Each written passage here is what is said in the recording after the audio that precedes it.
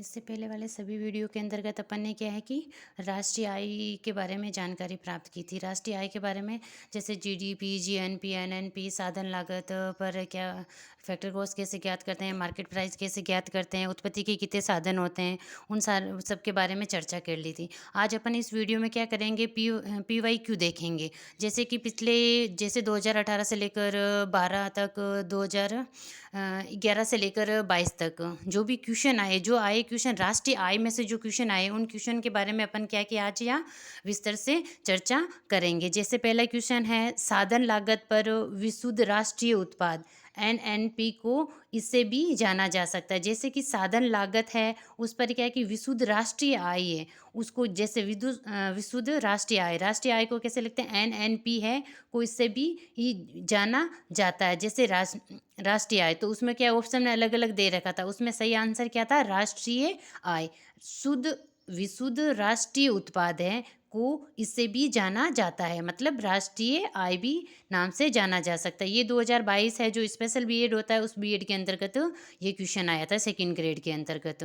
दूसरा है, राष्ट्रीय आय बराबर है, राष्ट्रीय आय है वो किसके बराबर है, चालू कीमतों पर विशुद्ध राष्ट्रीय उत्पादन माइनस अप्रत्यक्ष कर प्लस अनुदान। इनको क्या है कि जैसे उसमें ऑप्शन में दे रखे थे, जिनमें से क्या ये ऑप्शन था वो सही था। ये 2018 के अंतर्गत जो स्पेशल एजुकेशन है बीएड, उसके अंतर्गत आया हुआ क्वेश्चन है। भारत में निर्माण क्षेत्र में उत्पादन का अनुमान लगाया जाता है। भारत में जो निर्माण क्षेत्र है उसमें उत्पादन का अनुमान किस प्रकार लगाया जाता है, वो क्या है कि वस्तु प्रवाह एवं व्यय विधि से लगाया जाता है। चौथा क्वेश्चन है, सकल राष्ट्रीय उत्पाद से विशुद्ध राष्ट्रीय उत्पाद का अंतर किसके बराबर होता है। जैसे सकल राष्ट्रीय उत्पाद यानी ग्रोथ नेशनल प्रोडक्ट, और से विशुद्ध राष्ट्रीय उत्पाद यानी शुद्ध राष्ट्रीय उत्पाद NNP, इसका क्या अंतर है, वो किसके बराबर होता है, वो अंतर है ना मूल्यह्रास के बराबर होता है। क्योंकि अगर अपन को क्या है कि GNP दे रखी है, GNP के बाद में अपन को क्या है कि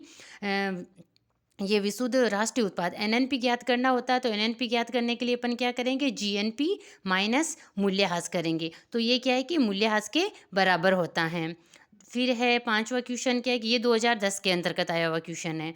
फिर है 2010 में क्वेश्चन आया, दोहरी गणना की समस्या को दूर करने के लिए निम्न में से किस मद को सकल राष्ट्रीय उत्पाद में से घटाया जाता है। सकल यानी कुल राष्ट्रीय उत्पाद यानी ग्रोथ नेशनल प्रोडक्ट में से घटाया जाना चाहिए। ये है कि मध्यवर्ती वस्तुओं का मूल्य। दोहरी गणना की समस्या को दूर करने के लिए निम्न में से किस मद को सकल राष्ट्रीय उत्पाद में से घटाया जाता है। तो सकल राष्ट्रीय उत्पाद है, उसमें से क्या है कि घटाया जाता है, उस कौन सा घटाया जाता है, मध्यवर्ती वस्तुओं को घटाया जाता है।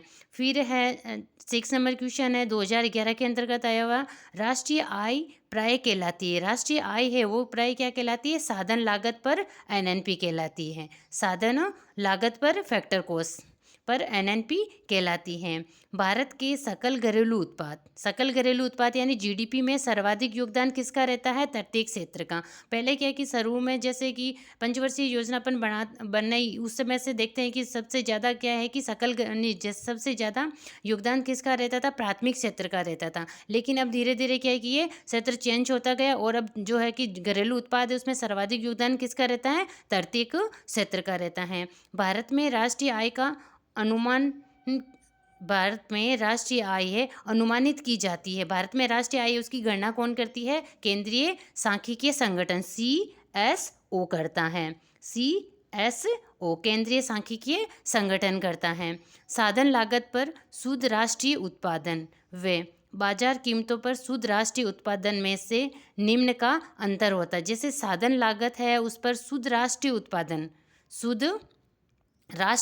शुद्ध राष्ट्रीय उत्पादन क्या है, NNP। बाजार कीमतों पर शुद्ध राष्ट्रीय उत्पादन, ये तो है साधन लागत पर, फैक्टर कॉस्ट पर, और ये है बाजार मूल्य मार्केट प्राइस पर। में निम्न का अंतर होता है, शुद्ध अप्रत्यक्ष कर का अंतर होता है। उसमें ऑप्शन होगा शुद्ध अप्रत्यक्ष कर का अंतर होता है। जब मौद्रिक सकल राष्ट्रीय उत्पादन 65,000 करोड़ रुपए हैं और कीमत सूचकांक 125 है तो वास्तविक सकल राष्ट्रीय उत्पादन जीएनपी होगा। तो उसमें क्या है कि 52,000 करोड़ रुपए, उसका ऑप्शन सही होगा। साधन लागत पर शुद्ध राष्ट्रीय उत्पाद बराबर होता है। साधन लागत है उस पर क्या है कि जो शुद्ध राष्ट्रीय उत्पाद है वो किसके बराबर होता है? बाजार मूल्य पर एनएनपी माइनस अप्रत्यक्ष कर प्लस अनुदान के बराबर होता है। बाजार कीमत है उस पर एनएनपी माइनस हॉस माइनस शुद्ध अप्रत्यक्ष कर बराबर होता है कि ये किसके बराबर होता है? साधन लागत पर जीएनपी के बराबर होता है। इस प्रकार की जो राष्ट्रीय आय है, राष्ट्रीय आय में क्या है कि आज तक जो क्वेश्चन आए वो क्वेश्चन क्या है कि अपन ने एक स्थान पे उनको रिवाइज किया कि इसी प्रकार के, जैसे कि राष्ट्रीय आय किसे कहते हैं, राष्ट्रीय आय में जीडीपी कैसे ज्ञात कर सकते हैं, जीएनपी कैसे ज्ञात कर सकते हैं। उसमें ये से भी पूछ सकता है कि जैसे उत्पत्ति के कितने साधन होते हैं। उत्पत्ति के क्या है कि 4 साधन होते हैं। जैसे एक होता है मजदूरी, श्रम होता है, श्रम से अपन को क्या मिलती है? मजदूरी मिलती है। दूसरी होती है पूंजी, पूंजी से अपन को क्या मिलता है? ब्याज मिलता है। तीसरा उत्पत्ति का साधन है भूमि, भूमि से अपन को क्या मिलता है? लगान मिलता है। और चौथा है साहस, साहस से अपन को क्या मिलता है? लाभ मिलता है। इस प्रकार राष्ट्रीय उत्पत्ति के साधन जो है, उत्पत्ति के साधन कितने होते हैं? 4 होते हैं। इस प्रकार राष्ट्रीय आय के अंतर्गत अपने जीडीपी सकल घरेलू उत्पाद, एनडीपी शुद्ध घरेलू उत्पाद, एनएनपी सकल राष्ट्रीय उत्पाद, जीएनपी सकल राष्ट्रीय उत्पाद, एनएनपी शुद्ध राष्ट्रीय उत्पाद और एनएफआई विदेशों से प्रस्तुत साधन आय, इनके बारे में क्या है कि सारे जो पिछले वाले वीडियो उनके अंतर्गत अपन ने क्या है कि चर्चा की है। इस प्रकार क्या है कि अपने ये राष्ट्रीय आय है, राष्ट्रीय आय में अपने क्या है कि सिर्फ राष्ट्रीय आय की गणना करने की जो विधियाँ हैं वो विधियाँ बची हुई, बाकी सारा का सारा अपन ने क्या है कि इन वीडियो के अंतर्गत रिवाइज कर लिया है। आज के लिए अपन क्या ही इतना ही पढ़ेंगे।